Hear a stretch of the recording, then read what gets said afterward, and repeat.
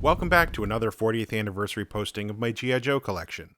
For the past few months, I've been posting these daily on my social media. This is a compilation of my Series 8 figures and vehicles. These figures are in varying states, and some have a lot of wear and tear on them. Some also have their accessories, and some do not. With all that being said, please don't forget to like and subscribe, and by all means leave some stories in the comments if you had some of these figures. Thank you, and enjoy. Here is Cobra Urban Assault Trooper, codename Alley Viper. Part of Series 8 from 1989. Some of you have been asking about him, so here he is. I'm pretty sure this is a fan favorite. I know this was a favorite of mine. His color scheme and camo was great. Yes, he was bright and vibrant, but that's what made him awesome. He came with a great set of accessories, with his grapple hook and the backpack, shield, and his rifle. He also has that great flip-up visor that not a lot of figures had. He was a mainstay of most of my battles, and I kept him in great condition, as well as keeping all of his accessories, so this is a complete figure. If this was also one of your favorites, leave a comment and let me know. Here is Destro's Elite Trooper, codename Annihilator. Part of Series 8 from 1989. I have multiple versions of this guy. I don't think any of them are my original, so I must have acquired a few from multiple places. I think my original broke and he ended up getting tossed. That's why I don't have any of the accessories for this thing, but he did come with a personal helicopter built into his backpack. I don't have a ton of memories with this guy, but I do remember him being able to fly over the battlefield and get some height on everybody. Hasbro leaned back into the orange and purple this time with this figure, much like Alley Viper. Here is Firefighter, codename Barbecue, part of Series 8 from 1989. This version of Barbecue was part of Slaughter's Marauders. I don't really remember the formation of this group in the cartoon. It's one that I'm going to have to go back and revisit.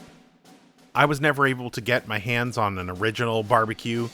He was always a hot toy, and I could never find him on the shelf. When this one came out, I made sure to grab it. I can't say I like this color scheme. The original color is much more indicative of the Barbecue that we all know and love, so I had to deal with this weird jungly color scheme. I know we all loved when we had a Joe from our hometown or state. Going back and looking at his file card, I totally forgot he was from Boston. G.I. Joe will return after these messages. Here is Deep Sea Diver, codename Deep Six. Part of Series 8 from 1989. I never had the original Deep Six. I was just a little too young, so this was my version. Deep Six and Wetsuit went on many adventures together. I don't have his rifle anymore, but everything else is here. He was one I played with often, but I also made sure to keep him in really good condition. His helmet was great and also removable, unlike the original that was sculpted onto the body. The sculpt for this was really well done. The helmet always stayed snug in its place, at least mine did. Deep Six was also an awesome codename. I would probably put him in the top 10 of my favorite Joes of all time. Here is Mudfighter Pilot, codename Dogfight. Part of Series 8 from 1989. This figure was packaged exclusively with the Mudfighter bomber vehicle. This was actually a 2-pack that I convinced my mom to let me buy, which came with the Mudfighter bomber and a H.E.A.T tank. I don't have a ton to say about this guy. I thought he was pretty cool. He was in the plane most of the time, so I didn't often see him. That's why he's in such good condition. I thought his look was great with his bomber jacket and his hat and his big bright orange mustache. I have his pistol that he came with, so this is also a complete figure. Here is G.I. Joe vehicle, codename Mudfighter. Part of Series 8 from 1989. This vehicle was sold separately, along with Dogfight, the pilot, but also was part of a 2-pack with a Cobra Hiss-2 and a Frag-Viper. That's the one I convinced my mom to let me buy. I thought this vehicle was pretty cool because it was a small one-man bomber, and the underside is covered with bombs. Surprisingly, I still have all the bombs that attach underneath. As we all know, those fall off and disappear into couches and vacuum cleaners and wherever else missiles and bombs went to. So this is a complete vehicle as well as complete figure to go along with it. Now back to G.I. Joe. Here is Infantry Trooper, codename Footloose, part of Series 8 from 1989. This version of Footloose was part of Slaughter's Marauders. Again, not my favorite color scheme, but I made do. I didn't have the original Footloose, so this is what I had to work with, since Hasbro wasn't reissuing figures at this time. You either got it or you didn't get it. I always enjoyed Footloose in the cartoon, so when this one came out, I had to have it. He came with a missile launcher, but I no longer have that. Other than that, this figure is almost complete. Here is Cobra Grenade Thrower, codename Frag-Viper, part of Series 8 from 1989. This guy was something totally different than Hasbro has done before. I think this fell in line with them trying to incorporate different sports into the G.I. Joe line. We had Refrigerator Perry with football, Hardball had the baseball-looking gimmick, and now we had Frag-Viper who worked for H.E.A.T. I don't know anybody who played H.E.A.T, but I guess at some point it was quite popular. My only gripe with this figure is the weird brown color. The blue is fine, the brown not good. I'm only missing one grenade. There's 2 pegs on his backpack to keep the spares, but there was always one loose one. So I'm going to call this a complete figure, even though there's 1 grenade missing. Here is High Explosive Anti-Tank Cobra Bazooka Man, codename H.E.A.T, part of Series 8 from 1989. He was one of the figures that somehow got lost in the shuffle of life. This one came to me from an auction with no accessories, but looking at his list of accessories now, I remember this guy was ridiculous. He came with bazooka shells that attached to those fins that are on his legs, and his bazooka was almost as big as he was. I like this guy's colors. It was bright and vibrant along the lines of Alley Viper and Annihilator. I also really dug his half face mask thing. If you had this guy and you enjoyed him, let me know where he ranks in the list of your favorite Vipers.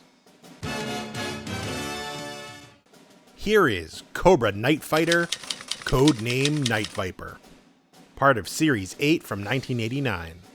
They got real lazy with the naming conventions with this one. He's a night fighter, and his name is Night Viper. That aside, this figure rules.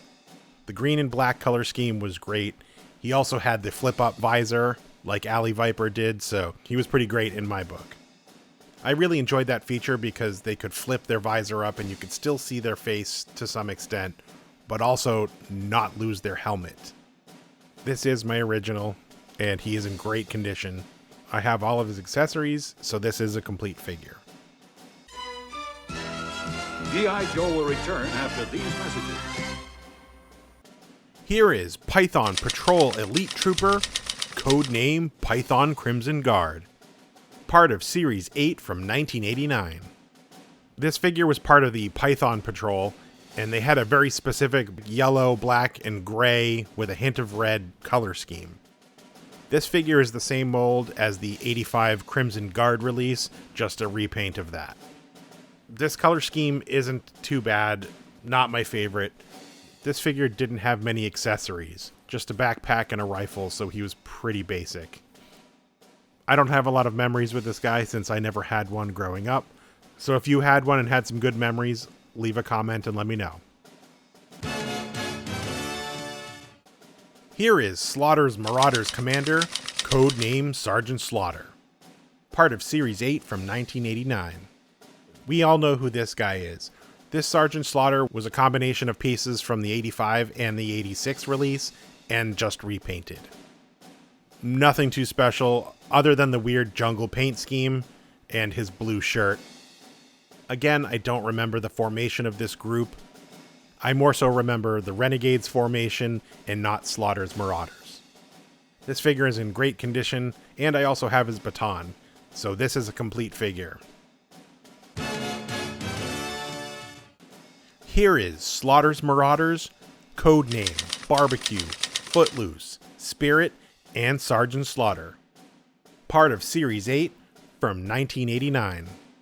There are two figures missing in this group, Lowlight and Mutt. Either I missed them or wasn't able to get my hands on them as a child. However, this squad is pretty great as is, except for their awful paint job. As I've said before, I don't remember the formation of this squad, so I'm going to have to go back and research that. And in doing so, I might be able to go get Mutt and Lowlight and make this a complete squad again. Here is Commando, codename Snake Eyes. Part of Series 8 from 1989. I was never able to get my hands on any other version of Snake Eyes that had been released before him. There were 3 different versions, from 82, 83, and 85. So this was my version.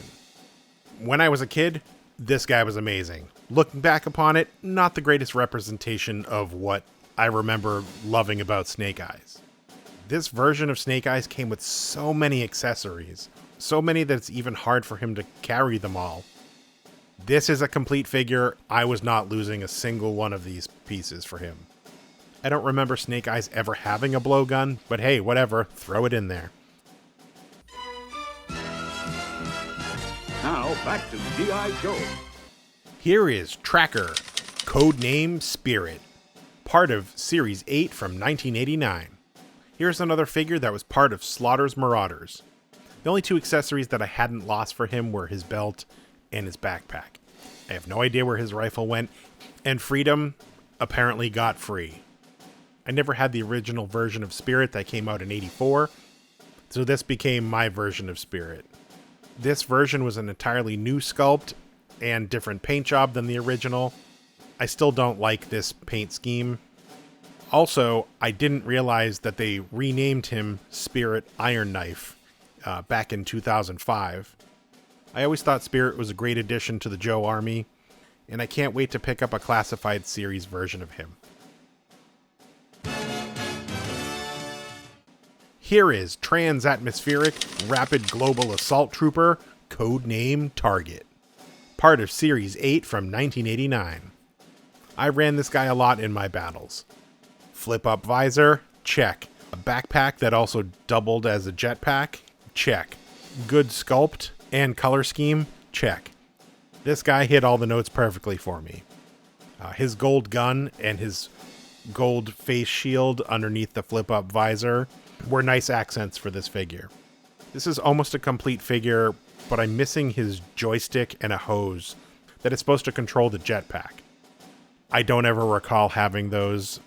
That's one of those pieces that probably got lost within 5 minutes of me taking it out of the package. Here is H.E.A.T Driver, codename Frag-Viper. Part of Series 8 from 1989. This guy came exclusively packaged with the H.E.A.T tank. That was also part of a 2-pack of the Mudfighter and a H.E.A.T tank. This figure came with a pistol, and that's it. So this is a complete figure on its own. There is something that is cool about him. I don't know if it's the robotic nature of him or color scheme or what. They did incorporate the larger face shield, which they did in the original Vipers. He's just a lot of gray on gray. He's a lot of gray. And all in all, I didn't hate this figure, and I still don't. He's just not my favorite. Here is Cobra Tank, codename H.E.A.T. Part of Series 8 from 1989. The first release of this vehicle was sold separately, but also came out in a double pack with the Mudfighter vehicle and Dogfight. That's the package that this came from. I convinced my mom that it was a good value to buy 2 vehicles in one. This vehicle came with a Frag-Viper as its driver. This vehicle is complete and has all its parts. 2 cool features which I didn't film is the back slides open so you can put at least 4 guys in there. And instead of opening the canopy to put the driver in, the underside opens up much like a snake's mouth, and then you can seat the driver in there and snap it closed. This was something the original did not do. To this day, this is still one of my favorite Cobra vehicles of all time. G.I. Joe will return after these messages.